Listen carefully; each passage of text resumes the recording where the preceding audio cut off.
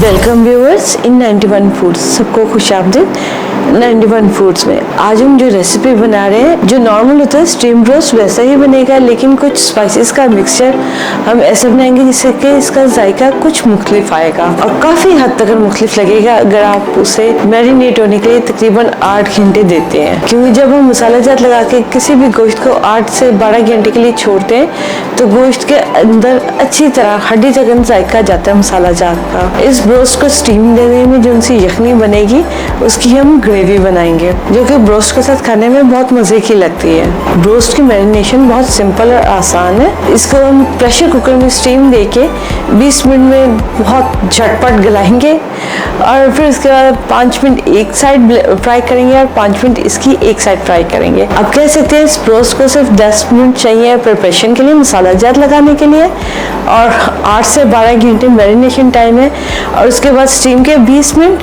और 10 minute frying के। Total जो सा हमारे इस खाने की तैयारी में और बनाने में 40 मिनट का इस्तेमाल है। कहने को ये झटपट है। अगर आपने दावत के लिए ओकेजनली भी कभी इंसान कहते कि कुछ साइड डिश हो जाए तो आप इसे मैरिनेट करके अच्छे से 8 घंटे रेफ्रिजरेटर में रखने के बाद फ्रीज कीजिएगा, ताकि गोश्त फ्रीज होने से पहले जायका मसाला जात का एब्जॉर्ब कर ले। अगर आप मसाला जात लगा के डायरेक्ट इसे फ्रीज कर देंगे वो जायका नहीं आएगा जो कि नॉर्मली मैरिनेट करने के बाद गोश्त में आता है। डिफ्रॉस्ट भी कर लेंगे, पिघला भी लेंगे, लेकिन वो गोश्त में जायका मसाला जात का अच्छे से नहीं आएगा। हम जो आज आपको मैरिनेशन बता रहे हैं, या आप चाहे तो चिकन से बनाएं, चाहे बीफ से, या फिर आप मटन से बनाएं। ऊंट पे भी लगा सकते हैं मसाला जात, लेकिन उसमें आपको सोया सॉस और नमक स्किप करना पड़ेगा। हमारी आज की इस रेसिपी की जो से सभी मसाला जात हैं वो इसके की इंग्रेडिएंट से आप कह सकते हैं। अगर आप किसी भी मसाला जात को इसमें से स्किप करेंगे तो वो जायका नहीं आएगा जो कि आना चाहिए। बेशक आप हमारे साथ में यहाँ पे चख नहीं सकते, लेकिन एक अंदाजा होता है अक्सर में जो उनसे बनाने वाले हैं बड़े, उन्हें अंदाजा होता है कि भाई किस मसाला जात का क्या आएगा। और जो नए लर्नर हैं उनके लिए ये है कि वो प्रॉपर फॉलोअप करें ताकि वो वैसा ही जायका चीज़ का हासिल कर सके जैसे कि हमारे बड़े बना के करते थे। अब हमारी पूरी वीडियो जो उनसे शुरू से आखिर तक हम देखा करें ताकि आप रेसिपी को अच्छे से समझ सकें और उसके प्रॉपर स्टेप फॉलोअप कर सकें और रिजल्ट इन द एंड जो आप हासिल करें वो बिल्कुल परफेक्ट हासिल हो। क्योंकि कुछ अज़ा हम पहले इस्तेमाल करते हैं, कुछ बाद में इस्तेमाल करते हैं, इसलिए कुछ बाज़ का टिप्स होती है जो कभी पकाते हुए हम दरमियान में आपसे शेयर करते हैं और कुछ हम आपको पहले शेयर कर लेते हैं। जैसे कि आज भी हमने आपको कहा कि इस गोश्त को 8 घंटे लाजमी ही कम से कम मैरिनेट करने के लिए रखें। सर्दियों या गर्मी का मौसम, जब भी आप गोश्त का मसाला जात लगा के मैरिनेट करें तो हमेशा रेफ्रिजरेटर में लगाते ही मसाला जात रख दीजिए। इससे ये होता है कि कूलिंग में रहने से एक प्रॉपर तरीके से गोश्त मसाला अब्जॉर्ब करता है। अगर हम गर्मी में रखेंगे तो ये कि कर तो वो जल्दी अब्जॉर्ब लेगा, लेकिन उसमें एक जायका और लज्जत नहीं आएगी। और अगर हम सर्दी के मौसम में भी बाहर रखते हैं तभी वो एक जायका और लज्जत प्रॉपर नहीं आती, जो कि फ्रिज में रखने के बाद आती है। फ्रिज में एक प्रॉपर कूलिंग का सिस्टम होता है जिससे कि उसका टेम्परेचर मेंटेन रहता है और जायका अच्छे में बनता है। हमारी आज की रेसिपी के लिए हमें ऑयल चाहिए होगा इसकी डीप फ्राइंग के लिए, और हम इसे पहले स्टीम करेंगे मैरिनेट होने के बाद प्रेशर कुकर में 20 मिनट के लिए, फिर इसे ठंडा करके आधा घंटा फ्राई करेंगे। अगर हम प्रेशर कुकर से निकालते साथ ही इसे फ्राई कर देंगे तो उसमें गोश्त में कुछ नमी होती है जो कि छींटे आएंगी तेल की बहुत ज़्यादा, इसलिए प्रेशर कुकर से निकाल के आधा घंटा ज़रा सा ठंडा करके फिर हम इसे डीप फ्राई करेंगे। प्रेशर कुकर में प्रेशर लगाने की सूरत में इसका स्टॉक आएगी स्टीम से, उस स्टॉक को हम स्टोर कर लेंगे और उससे हम ग्रेवी बनाएंगे। ग्रेवी कह लीजिए या सॉस कह लीजिए, आपके ब्रोस्ट को बहुत ही अच्छी लगती है। जब उसमें हम खाते हैं ब्रोस्ट और उसमें हल्का हल्का सा डिप करते हैं तो किसी भी केचप, दही या सलाद की जरूरत नहीं महसूस होती, बहुत ही मज़ेदार लगता है। इसीलिए हम आपसे कहते हैं हम आपके साथ जो रेसिपी शेयर करेंगे उसमें कुछ थोड़ी बहुत यूनिकनेस जरूर होगी या रूटीन से जरा सी हट के जरूर हो। हमें आज की अपनी रेसिपी बनाने के लिए जिन अज्जा की जरूरत है उसमें शामिल है नींबू का जूस 4 बड़े चम्मच, भुनी हुई पिसी हुई अजवाइन आधी छोटी चमची, सोया सॉस 2 बड़े चम्मच, नमक आधी छोटी चमची। नमक ज्यादा इस्तेमाल नहीं कीजिएगा क्योंकि सोया सॉस में नमक मौजूद है। गरम मसाला पाउडर आधी छोटी चमची, आध कुटी लाल मिर्च 1 बड़ा चम्मच, आध कुटा जीरा 1 बड़ा चम्मच, पिसी हुई लाल मिर्च 3 छोटी चमचियाँ, या कह सकते हैं आप 1 और आधा बड़ा चम्मच। लहसुन पाउडर 1 छोटी चमची हल्दी पाउडर 1 छोटी चमची। हल्दी पाउडर और लाल मिर्च मिलके गोश्त पे टेक्सचर देंगी, इसलिए पिसी हुई लाल मिर्च की मिकदार ज़्यादा इस्तेमाल की गई है। आध कटोरी लाल मिर्च जो सी गोश्त के जो हम कट देते हैं उनके अंदर वो जब स्ट्रे करती है और फिर जब गोश्त की नमी के साथ और मसाला जात की नमी के साथ फूलती है और फिर फ्राई होती है, वो एक मुख्तलिफ जायका देती है। और आध कटोरा ज़ीरा भी इसीलिए हमने इस्तेमाल किया। अजवाइन पिसी हुई इसलिए इस्तेमाल किया, अगर हम साबुत अजवाइन इस्तेमाल करेंगे तो उससे ज़रा सा जायका अच्छा नहीं आता। पिसा हुआ लहसुन जो उनसे वो जायका अच्छा देगा और फाइन आपका ब्रोस्ट का टेक्सचर आएगा। चाहे तो आप फ्रेश लहसुन इस्तेमाल कर सकते हैं, लेकिन उससे जायका बहुत मुख्तलिफ हो जाएगा। आए अब हम अपनी रेसिपी बनाना शुरू करते हैं। जो मुर्गी इस्तेमाल कर रहे हैं ये 1 केजी वज़न का गोश्त है मुर्गी का। हमने इसे 4 घंटे इतने पानी में भिगोया कि मुर्गी इसमें भिगी हुई थी। पानी भर मुर्गी धोने के बाद इसमें पानी भर के रेफ्रिजरेटर में रख दिया था ताकि मुर्गी ठंडी भी रहे और इसमें से जिनसे स्मेल वगैरह अच्छे से साफ़ हो जाए और नीट हो जाए। मुर्गी को फ्रिज में पानी में भिगो कर रखने से देखिए इसका ये गोश्त नरम भी है और ये इसके अंदर से अच्छे से ये भी साफ़ होगी भी।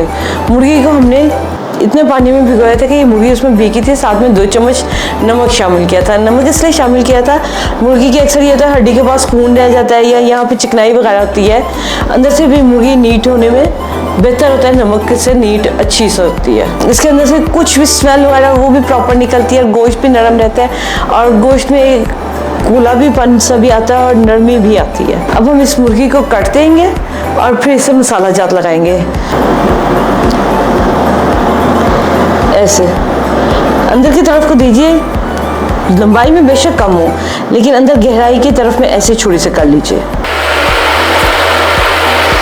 ये देखिए अंदर से गोश्त कटना चाहिए।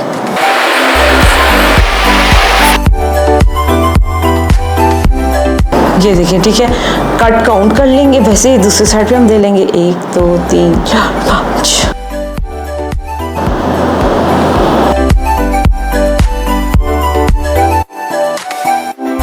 अब लेग पीस को कट देना है। 1 हम यहाँ पे देंगे, टेढ़ा कर देंगे, ऐसे हल्का सा कर देंगे और फिर इसे यूं गहराई में कर देंगे। इसकी बाहर की साइड पे ये है, यहाँ पे हम दे लेंगे जैसा आप चाहें, लेकिन कोशिश कीजिए टेढ़ा कर दीजिए।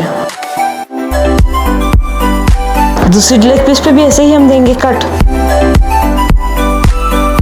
मुर्गी को हमने कट लगा ली है। अब हम इस पे मसाला जात लगाएंगे। 1 छोटी प्याली लेंगे, इसमें मसाला जात इकट्ठे कर लेंगे। पहले खुश्क मसाला जात शामिल करेंगे। नमक, लाल मिर्च, गरम मसाला पाउडर, अजवाइन का पाउडर, आध कुटा जीरा, पिसी हुई लाल मिर्च का पाउडर, लहसुन पाउडर, हल्दी पाउडर, इन सभी को अच्छे से मिला लेंगे। सभी खुश्क मसाला जात को हम अच्छे से मिला लिए और गोश्त पे पहले हम खुश्क मसाला जात लगाएंगे और फिर लिक्विड डाल के नींबू का जूस और सोया सॉस थोड़ा सा रब कर लेंगे। पहले खुश्क मसाला जात लगाएंगे। अब हम इस पर खुश्क मसाला जात लगा के उसे अच्छे से इस पर मल लेंगे। ऐसे पहले छिड़क लेंगे। खुश्क मसाला जात का ये होता है अच्छे से फैल जाते हैं। लाल मिर्च हमने कुछ मिकदार में ज़्यादा रखी है, रंग भी इससे गोश्त पे अच्छा आएगा और जायका भी अच्छा आएगा। खुश्क मसाला जात पहले लगाने का ये फ़ायदा होता है कि जो हम खट्टा लगाते हैं या दूसरे सॉसेस लगाते हैं ना, मुर्गी का गोश्त पहले वो नहीं ऑब्जॉर्व करता, पहले इन मसाला जात को ऑब्जॉर्व करता है। क्योंकि मुर्गी पे जो नमी थी, ये देखिए जो नमी थी ना, उसने फ़ौरन से पहले मसाला जात को अपने साथ ऑब्जॉर्व कर लिया, जज्ब कर लिया और यही गोश्त में असल लज़्ज़त बनाते हैं। ऐसे ये मुर्गी का कट खोल के जैसे अंडे पे नमक डालते हैं ना, वैसे ही इसे शामिल करेंगे। आपको थोड़ा सा एफर्ट का काम लगता है, मुश्किल काम लगता है, लेकिन इससे जायके में बहुत तब्दीली आएगी, इसलिए हमने पिसी मिर्च का इस्तेमाल ज़्यादा किया है इसमें। ये साइड अच्छे से हो गई है। ये देखिए ये मुर्गी की साइड में अच्छे से मसाला लग गया। अब हम इसे पलट लेंगे।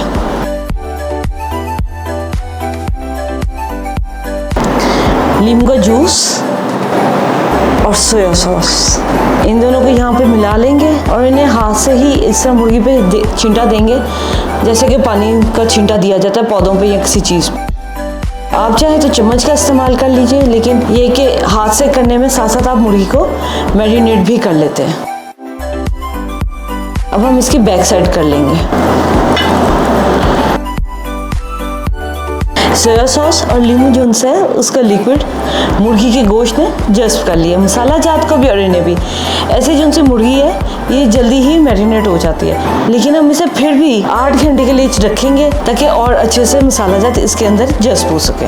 मुर्गी अच्छे से मैरिनेट हो गई। अब हम इसे एक बाउल में ट्रांसफ़र कर देंगे। मुर्गी को मैरिनेट रखने होने से पहले इसके हम टांगों को थोड़ा सा बांध लेंगे और थोड़ा सा बाजुओं को भी बांध लेंगे।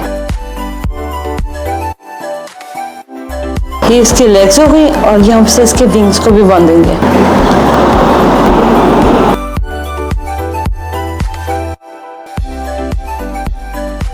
इसके हमने विंग्स भी ऐसे बांध दिए हैं और इसके लेग्स को भी बांध दिए। इसे ये जब हम रोस्ट करेंगे तो हमें मुर्गा उठाने में आसानी रहेगी। सिर्फ इस मुर्गी पे इसी तरह ही मसाला जात रहेंगे। आप इसे आराम से 8 घंटे छोड़ दीजिए।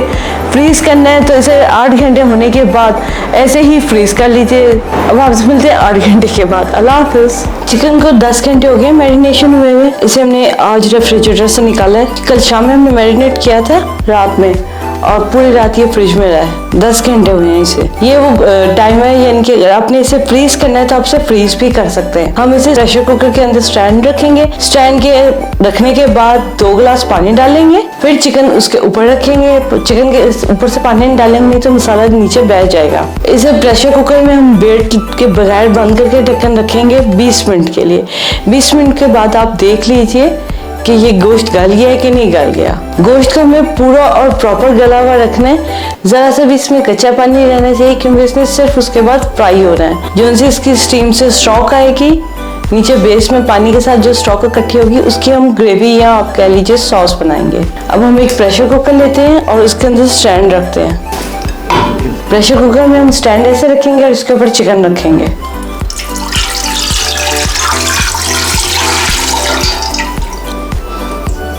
ये देखिए चिकन को हमने रख लिया। अब हम इसे बगैर वेट के ढक्कन रख के 20 मिनट के लिए पकाएंगे। चिकन को हमने 20 मिनट का वेट लगा के तो एक साइड पे कर लिया। अब हम इसे देख लेते हैं ये गल गया कि नहीं। देखिए अच्छे से गल गया, हत्ते के चेस्ट पीस भी अच्छे से गल गया। इसे अब हम यहाँ पे ठंडा होने देंगे और हल्का जब ठंडा हो जाएगा तकरीबन आधे घंटे में फिर हम इसे बाहर निकाल के फिर नीचे की जो सी स्टॉक है उसकी ग्रेवी बना लेंगे। चिकन को हम निकाल के एक साइड पे रख लेते हैं।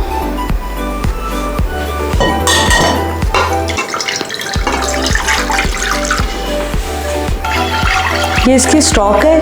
आप कह सकते हैं कुछ पानी है और कुछ चिकन का खुद का भी जूस या यखनी है। इसमें अब हम 1 चमची मैदा मिला लेंगे।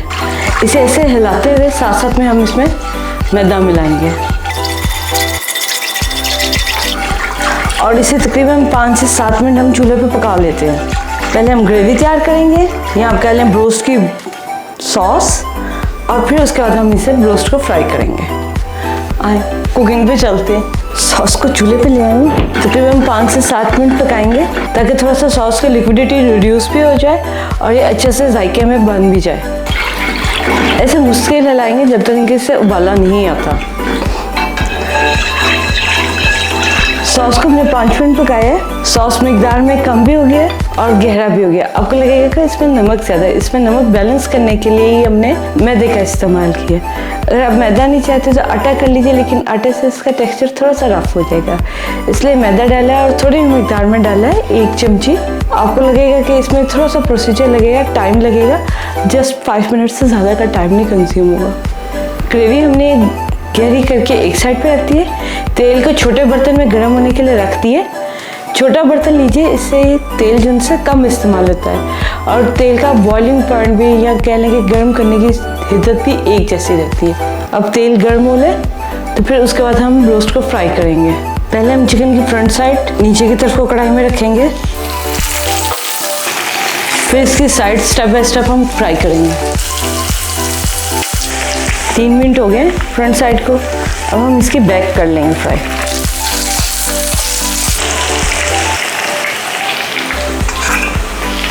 हम तेल कढ़ाई में मुनासिब लिए ताकि कम तेल इस्तेमाल हो।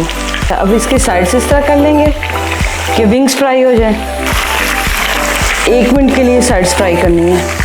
ये देखिए चिकन हमारा बहुत अच्छे से गला हुआ है। चेस्ट पीस अमूमन ज़्यादा सख्त होता है, इसलिए मैं आपको चेस्ट पीस से चेक करा रही हूँ कि आज बहुत अच्छे से गला हुआ है और लेग पीस भी गला हुआ है। इसे वाई रैक पे निकाल लेंगे।